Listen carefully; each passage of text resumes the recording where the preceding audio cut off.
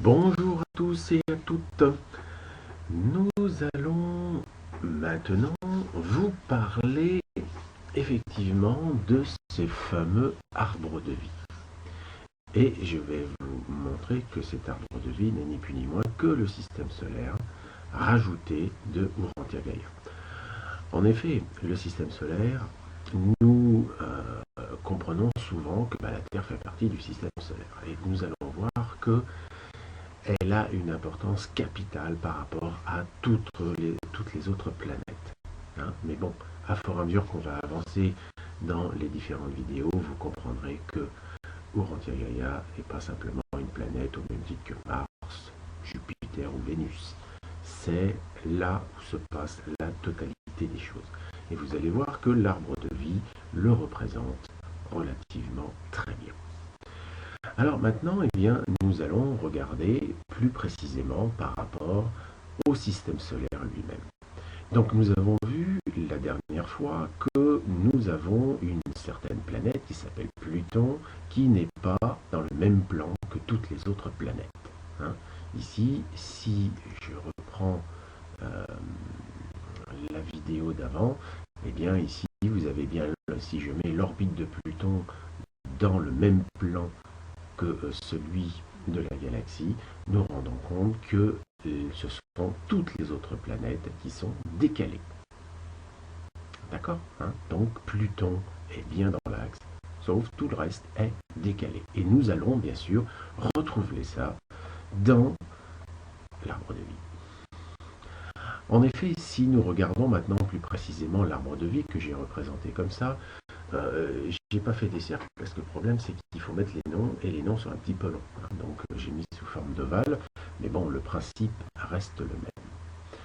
Donc j'ai fait trois couleurs différentes. On va voir les liens qu'il y a donc entre ces différents points. Et nous avons, par rapport au 6, j'ai fait ceci, hein, c'est-à-dire en couleur jaune. Vous comprendrez plus tard dans la deuxième vidéo. Et concernant ici la Terre, parce que ici c'est la Terre, eh bien j'ai fait aussi des liens, on va dire, d'une couleur différente. Et vous comprendrez pourquoi après. Alors, nous allons commencer gentiment à comprendre que l'arbre de vie est une construction. Une construction qui suit un ordre logique. Et donc, ça part comme ça. 1, 2, 3, 4, 5, 6, 7, 8, 9, 10. Donc c'est, vous le verrez plus tard, un autre jour, que c'est une construction qui est basée sur des circuits, on va dire, énergétiques. Mais pour l'instant, c'est beaucoup trop tôt d'en parler. Donc nous allons, dans un premier temps, regarder ce qui se passe. Donc là, vous voyez que Pluton, comme je vous disais, comme il est dans le plan, on va dire, de la galaxie, eh bien, en fait, n'appartient pas au système solaire, mais c'est lui, c'est la clôture, on va dire. Et donc, en tant que tel, il ne rentre pas en compte dans l'arbre de vie. Donc, nous commençons par la planète la plus loin, et nous allons trouver ici Neptune.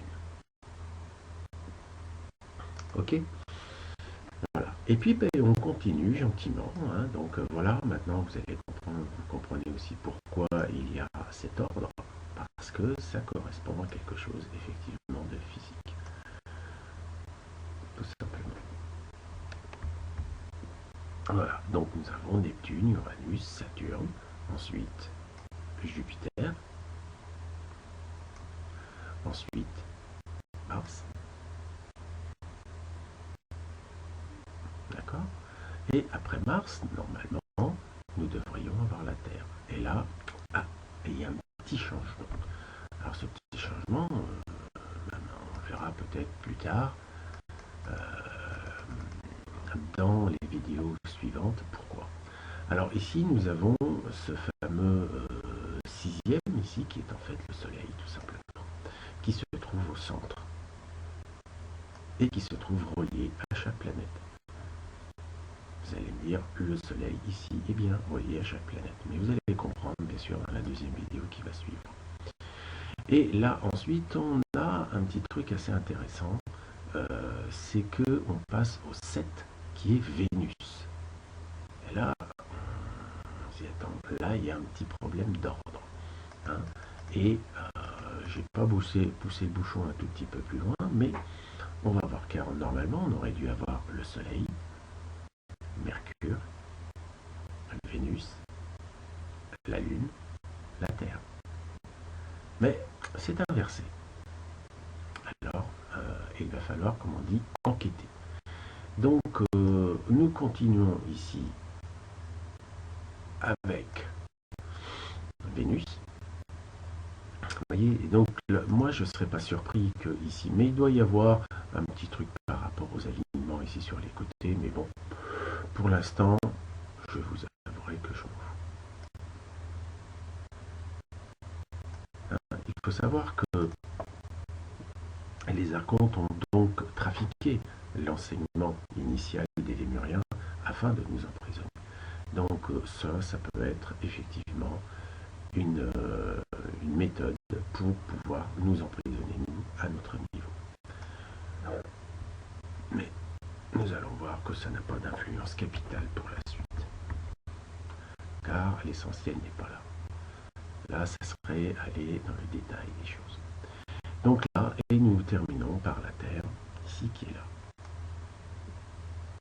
Donc vous voyez que là, nous voyons bien que nous retrouvons effectivement tout. Alors ça s'appelle, ici ils appellent ça une séphira, nous le verrons un tout petit peu plus tard.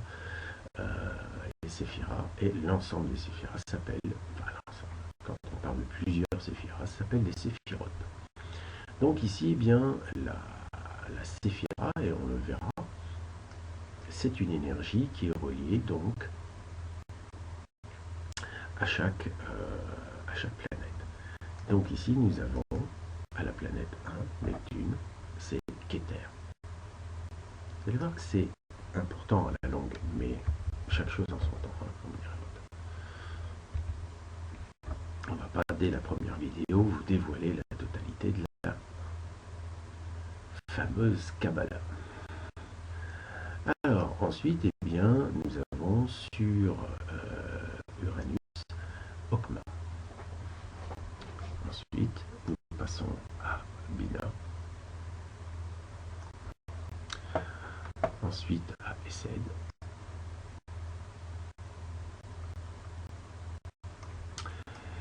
Gibra.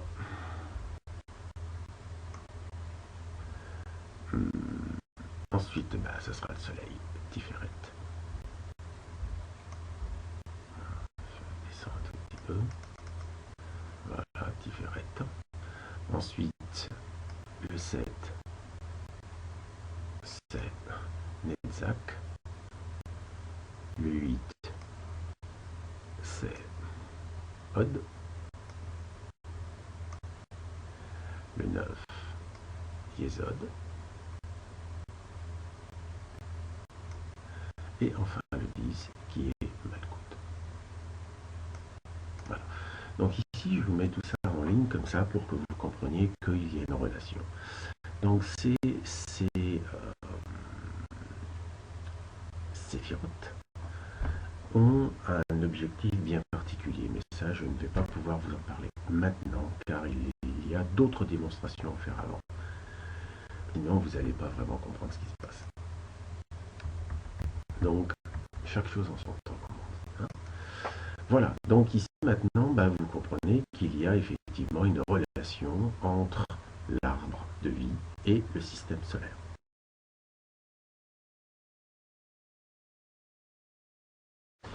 Donc c'est pour cela qu'il faut bien comprendre qu'il y a une relation entre le système solaire et l'arbre de vie. Et que cet arbre de vie est habité.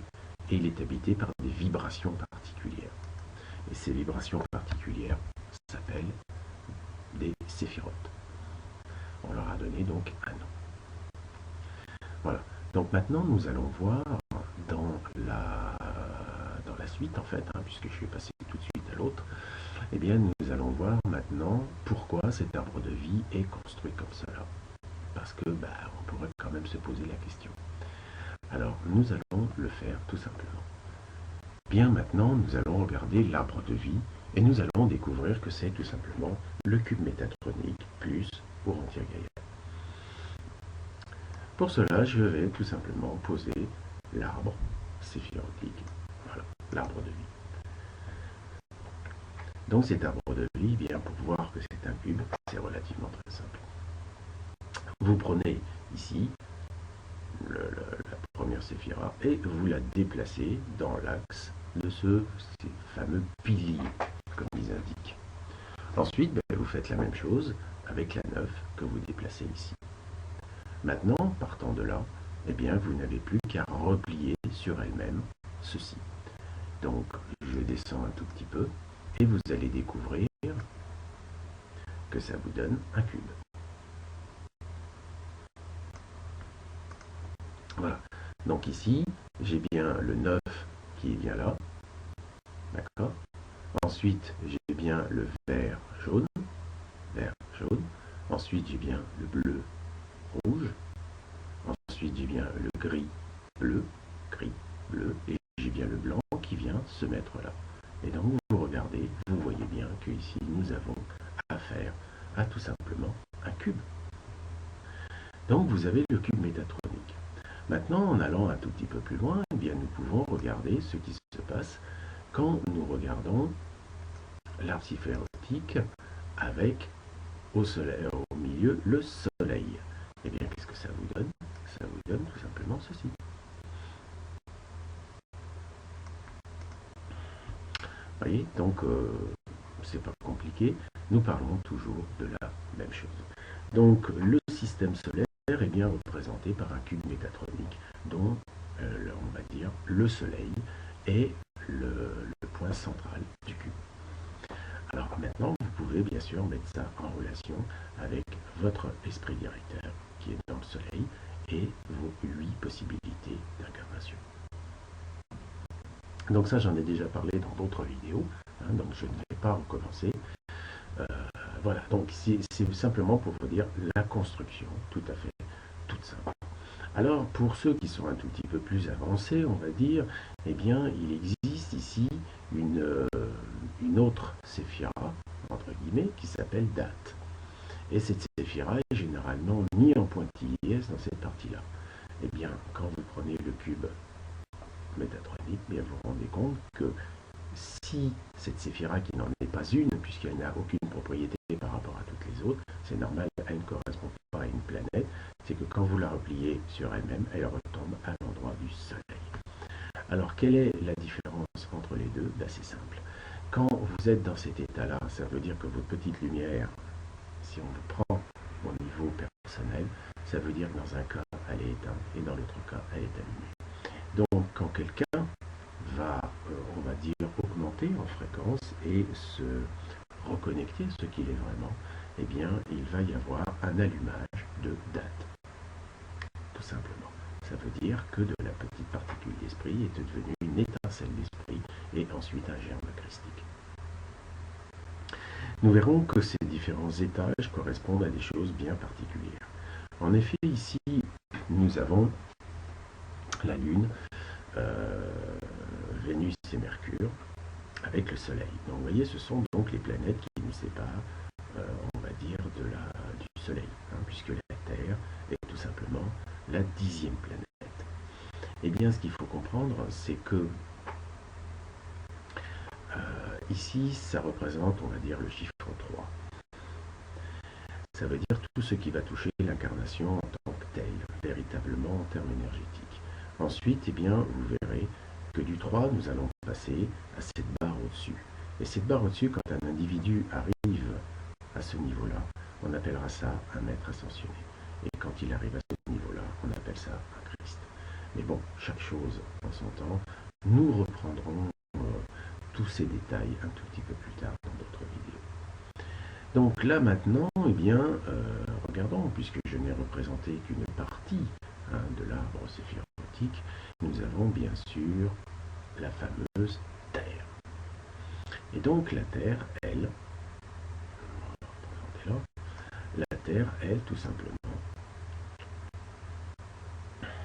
si je la représente comme ça, hop, carré, c'est la Terre. Alors j'aurais pu faire avec les océans, tout ça, mais bon, on passe les détails. Hein, donc c'est une sphère. Et cette sphère, c'est là où le cube vient s'inscrire dedans, tout simplement.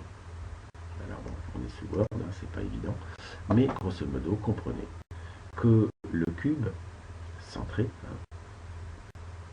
hein, c'est, je vous rappelle, la structure du diamant, un cube centré. Eh bien, ce cube est ce qui vient s'inscrire, donc c'est bien la géométrie, la partie masculine qui vient se mettre dans une partie féminine. Voilà, donc ici, la Terre est ni plus ni moins le support de l'expérimentation de quelque chose de géométrique et qui va être en fait notre corps de manifestation. Voilà pourquoi il y a obligation d'une certaine manière de maîtriser, on va dire, son corps de manifestation afin de pouvoir aller au-delà de la partie, on va dire, matérielle des choses. Et la sortie se fait par le centre. D'accord. Enfin bref. Nous verrons ça dans d'autres vidéos à fur et à mesure qu'on avancera. Donc aujourd'hui, je vous la fais, comme on dit, court, pour que vous compreniez d'une manière, on va dire, intuitive, mais aussi mentale, que ce fameux arbre de vie n'est ni plus ni moins que la représentation basique du cube métatronique par rapport à la Terre. Donc Malkout comprend la totalité de toutes ces choses-là. Donc nous allons comprendre un tout petit peu plus tard, plus loin, à quoi servent, on va dire, ces différents points, hein, les différents sommets de ce fameux cube, hein, et qui s'appellent donc des séphirotes. Et nous allons voir quel est le rôle de ces séphirotes. Car, bon, allez, j'en profite pour avancer, je vous avais dit que nous sommes des cubes imbriqués les uns dans les autres. Et bien, et que chaque ange était la réunion de deux vibrations fondamentales. C'est-à-dire que ici, si je prends par exemple cette arête-là, eh bien, il y avait une vibration là et une autre vibration. Quand on ajoute les deux, ça vous donne une vibration particulière. Ça s'appelle un ange. Ça aussi un ange. Et c'est pour ça que comme nous avons 6 cubes, on va dire, dans les dimensions donc de 1 à 6, hein, ça fait donc 72. Et puis si vous rajoutez les autres 6 autres cubes qui vont jusqu'au Soleil, c'est-à-dire les 12 premières dimensions, vous avez 144 anges. Mais nous allons voir que ces choses-là, enfin ces séphirotes, ont des particularités. Mais bon, je ne veux pas m'avancer trop pour l'instant, on va y aller gentiment au fil du temps. Hein. Bien, alors là, je vais donc m'arrêter là.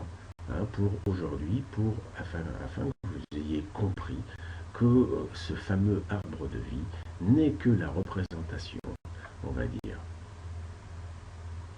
du cube métatronique à l'intérieur du bac à sable, tout simplement, hein, et dans lequel nous allons expérimenter d'une manière, on va dire, spatiale, qu'on appelle un système solaire.